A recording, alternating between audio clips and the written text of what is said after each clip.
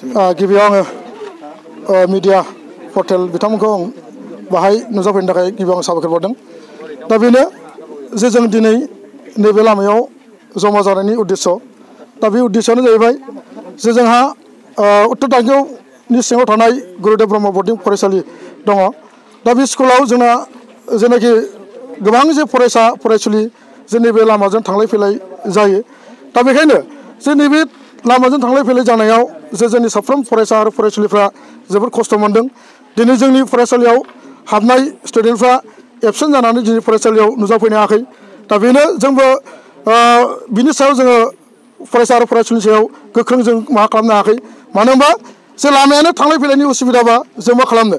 दा बेखायनो जोङो जाहाथे जोंनि जे फरायसा आरो फरायसुलिफ्रा जोंनि बे लामाजोंनो थांनानै जोंनि फरायसालियाव फरायनानै जे रोंगौथि लानो हायो बेखौ जोङो नुहुरदों।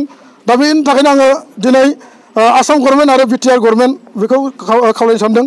दिनै जे नैबे लामाखौ बानायाब्ला जे जोंनि फरायसालियाव जे फरायनानै गोबां जे फरायसा फरायसुलिफ्रा मोजां जे पारसेन्टेज लानानै जौखोन्दो लानानै मेट्रिक आनजादाव उथ्रिनानै पास जालांनो हाबाय।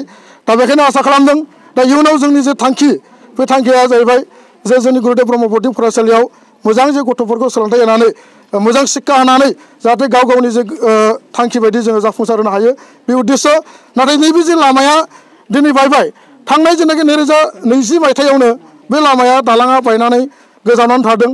नाथाय बे थांलाय फैलाय जे उसुबिदाया बोसोरबै रानिं जानानै दं। नाथाय दिनै आसाम सरकार आरो बिटिआर गभर्नमेन्ट दासिमबो बिनि मावनायनि जे थांखि जों बे लानायखौ जोङो नुवाखै। दा बेखायनो दिनै आं खावलायगोन जे आसाम गभर्नमेन्ट आरो बिटिआर गभर्नमेन्ट नोंथांमोना दिनै नैबे जे लामाखौ जाहाथे बानायनो हायो। आं दिनै बुंनो नागिरदों जे जोंनि फरायसालिनिल' फरायसा फरायसुलिया खस्थ' मोनाखै।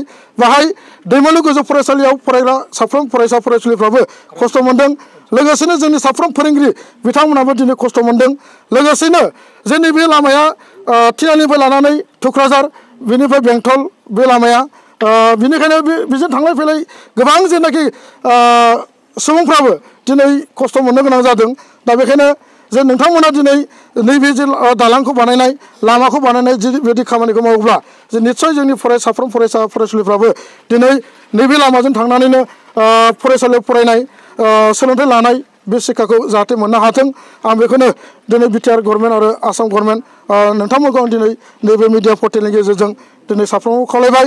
आरो नैबे जेनाखि जोङो दाखालि जोङो नुनो मोनो तिनालियाव मोनसे खाम्फा गायसननाय नैबे लामाखौ जासिगोन होननानै जों खोनानो मोनदों। नाथाय दासिमबो नैबे लामाखौ मावनायनि अन्थाइ थाइसेबो दिनै जों खोलैनाय मोनाखै आरो लहा मोनसेबो गारनाय जोङो दिनैसिम दाबो नुनो मोनाखै।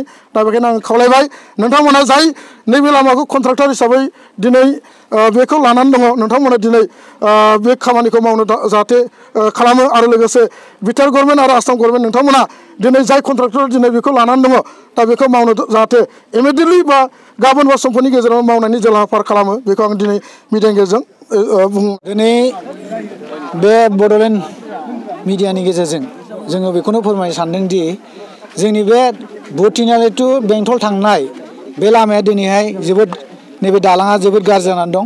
बावहाय माखासे जोंना फरायसाफोर दङ। ओरैहाय जोंनि दैमालु हाइ स्कुल आरो एम इ स्कुल दङ। बे बाहाय हाबफैयो रानिपुर ओरै बाथाबारिनिफ्राय फैयो बाहाय दिगदार जानानै दं। आरो बिनिफ्राय ओरै रानिपुराव मोनसे गुरुदेब ब्रह्म बर्डिं स्कुल दङ। बावहाय थांनायाव माखासे फरायसाफोरा जोबोद खस्थ' जानानै थाबाय। नैबे दालाङा गुब्रुबाय दैजों। बेनिखायनो आं दिनैनि बे मिडियानि गेजेरजों जोंनि बिटिआर गभर्नमेन्टनि जोंनि सिडली समिस्थिनि एमएलए सार बिथांखौ आं गुरै खावलायहरबाय जाहाथे गोख्रैनो नैबे जोंनि दालाङा भुटिनालि टु रानिपुर बा कलेजाव थांनाय बे बेंटल कलेजाव थांनाय बे दालाङा गोख्रैनो जानांगौ। आं मिजिंथिदों बे खम समनि बिथोरावनो बिथांमोनहा जाहाथे इनिसियेटिभ लायो। आरो लोगोसे जोंनि खोनानो मोन्दों जोंहा दाख्लैहाय नै माख्रायाव माखासे दै बारनाय स्टुडेन्ट माबायाव दिनैहाय बिटिआरनि CM सार प्रमद बर'आ बिथांमोननो एखे फ्रि बास हरनाय जादों। आं बेखौ खोनानो मोन्दों। जोंनो बेखौ नांलायलायला जाहाथे जोंनि नैबे थांलाय फैलाय दालाङा मोजां जायो।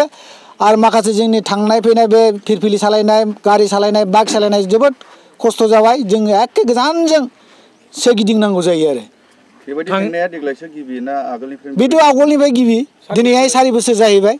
बेजों भुगिगासिनो दं बिथांमोना जोंनि माखासे बिटिआरनि माखासे लिडारफ्रा जों बेजों थांलाय फैलाय थांखायो आरो मिथिखायो बे लामाया जोबोर गाज्रि जाबाय दैज्लां फैबा ओरैबायदि खस्थ' दा बिदियाव मिथिसेयावबो दिनैसिमबो जों इनिसियेटिभखौ लानायखौ नुवाखै ओंखायनो जोङो नोंथांमोननि बे मिडियानि गेजेरजों जोङो बिटिआरनि माखासे दैदेनगिरि बिथांमोनखौ आं खावलायबाय जाहाथे नैबे दालाङा एसे थाबैनो माबा मोनसे एसे थाबायजानाय मोनसे बानायनो हायो बेखौ इनिसियेटिभ लागोन आं बेखौ खावलायनाय जाबाय बावैसो सान सिगां बे दालांखौ जासिगोन होननानै एमएलए सारा बेखेवनाय जादोंमोन बेखौथ' मिथिदोंमोन नाथाय दिनैसिमबो बेखौ बानायनायखौ नुवाखै इन'ग्रेसनाथ' बेयाव खालामबाय थिनालियाव होदों नाथाय दासिमबो बिनि मोनसेबो मावनायनि लाहार फाहार लायाखै आरो लहा गंसे अन्थाइ थरसेबो गारनाय जायाखै आरो